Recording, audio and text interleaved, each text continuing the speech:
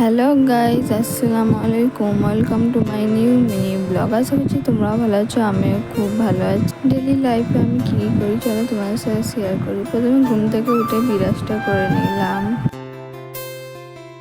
তারপরে সকালবেলা চাটা খেয়ে নিয়েছিলাম। তারপর আজকে লাঞ্চে বানাচ্ছিলাম সোয়াবিনের নিউ একটা রেসিপি, তাই ভাবলাম তোমাদের সাথে শেয়ার করি গাইজ। প্রথমে সোয়াবিনটাকে ভালো করে ভিজিয়ে নিয়েছিলাম, তারপর পানিটা মিশিয়ে ভালো করে সোয়াবিনটাকে মিক্সচারে গ্রাইন্ড করে নিয়েছিলাম। তারপরে পেঁয়াজ কুচি দিয়েছিলাম, তারপরে সব বেসিক মশলা দিয়েছিলাম, তারপরে বেসন দিয়েছিলাম, তারপরে সব কিছুকে একসাথে ভালো করে মিক্স করে নিয়েছিলাম। তারপর ছোট ছোট গোল গোল লাড্ডুর মতন করে নিয়েছিলাম। তারপরে এগুলোকে হালকা হালকা ফ্রাই করে নিয়েছিলাম।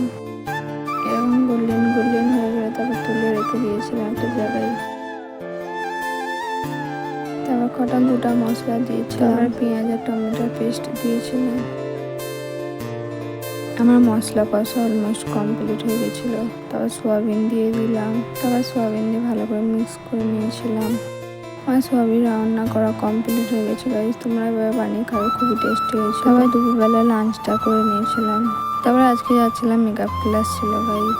আমাকে কেমন লাগছে অবশ্যই কমেন্ট করে জানাবে। তার মেকআপ ক্লাস শেষ হয়ে গেছিলো, তারপর মেয়েও মরে গেছিলাম কিছু খাবার কিনবো বলে। তারপর আমার কেনা হয়ে গেছিলো, তারপর চলে আসতেছিলাম। তারপরে বাড়িতে আসবো বলে গাড়িতে উঠে পড়েছিলাম।